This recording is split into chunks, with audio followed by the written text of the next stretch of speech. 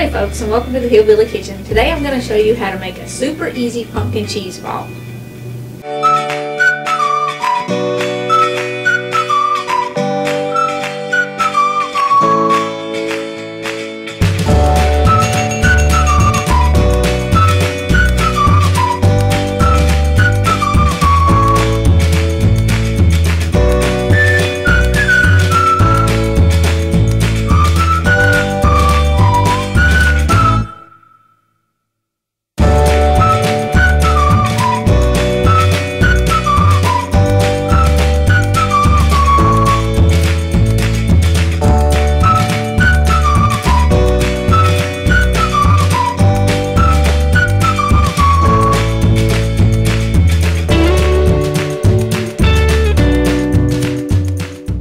Now, no gathering in the South would be complete without a cheese ball. We make them for every occasion.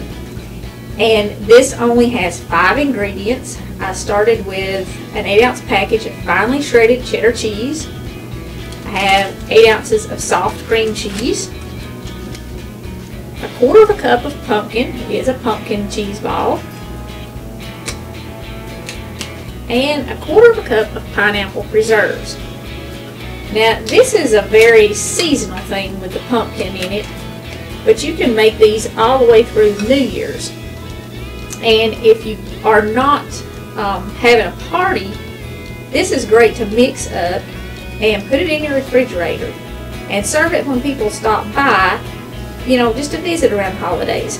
I'm putting in about a 1/2 teaspoon, maybe a little bit more, of pumpkin pie spice.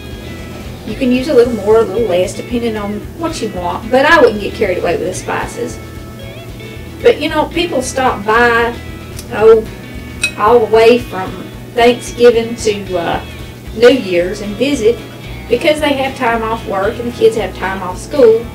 And it's a good idea to have stuff in your refrigerator to snack on, because when company comes by, you don't want to have to go in the kitchen and fix something for everybody to eat. So if you mix this up and put it in your fridge, you can pull it out when people stop by and serve it with a few crackers and sit around and talk. But today I'm going to show you how to make it into a ball to serve at a party. And we're going to shape this so that it actually looks like a little pumpkin. I said this is really easy. You just mix it up, and you don't need a mixer or anything to mix it. Probably wouldn't want to use a mixer because it would break up your cheese too much. And after you mix it, you do have to put it in the refrigerator for about 2 hours so that it stiffens up before you form it into your ball. This would be good for any kind of a fall party at church. If you're doing hay rides with a weenie roast or something at your church, or if you're doing a big fall dinner, even a Thanksgiving dinner at church, it would be great for office parties. Just anything where you're going to have people together. Like I said, no gathering in the South is complete without a cheese ball. If you let your cream cheese get soft, this is really easy to mix.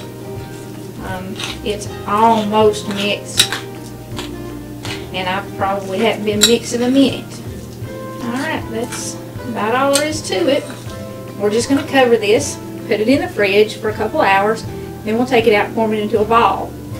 If you're not having a party and you just want to mix this up for those people that drop by for the holidays to visit, so you've got something, just seal it up in an airtight bowl and leave it in the fridge till you need it. But we'll be back and show you how to turn this into a ball. Okay, our cheese ball has been in the refrigerator for about 2 hours now, and it's pretty firm. I'm just going to use a spatula to take this out of the bowl and put it on the plate.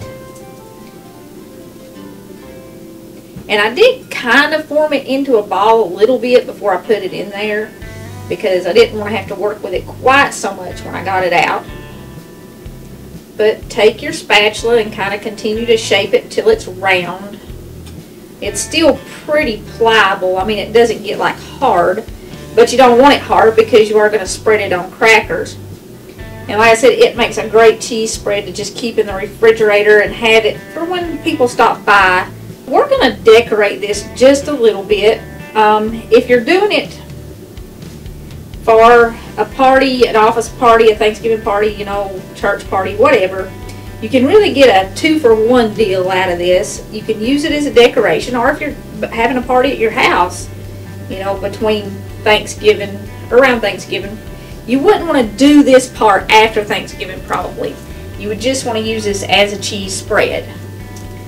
But all you're going to do is you're going to take a knife and you're going to make some little lines in it from top to bottom and kind of go, you know, turn it around and do the opposite side.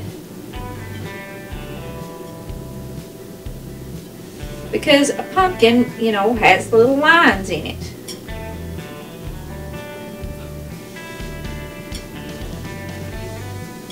And there's no need to really get carried away with this. Alright, we divided it up pretty good there. And a pumpkin also has kind of a flat spot, maybe even a little bit of an indentation on top where the stem is. So kind of flatten it out once you draw your lines up the side. Bring your lines in to meet it. Alright. Now, if you're doing this for Thanksgiving, all you're going to need is a little piece of pretzel. And you just put the pretzel in the top where the stem would be. And then you place your crackers around it. And you do want to use a variety of crackers because the different flavors of the crackers actually changes the flavor of your dip. So it gives you more variety. You can please a wider range of people's tastes. Now, if you're going to do this before Halloween, sometime in October, for the church cookouts or the church parties, you know, where the kids get together and do hay rides and stuff, you can actually put a face on this. And what I chose is just a little bell pepper, a little red one. And to make the mouth, once I cut it in half and cleaned it, I just sliced this top part off. And you just stick this on here. I mean, it's not a big deal. So you put a little mouth on it. And you put a little nose on it. And you just cut out little triangles of your pepper to make your mouth and your nose and stuff and stick it on there. And you don't have to be real precise with it. And a couple little eyes.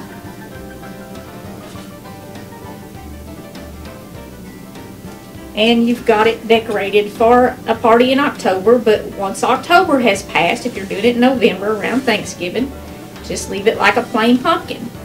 And after Thanksgiving, if you're going to make this to serve to people, just leave it in a bowl in the fridge and use it like a cheese spread. Thanks for joining us again in the Hillbilly Kitchen. I hope you like this recipe as much as we do, and I hope you enjoy it all through the holidays. Don't forget to click like and subscribe before you leave, and we'll see you next time.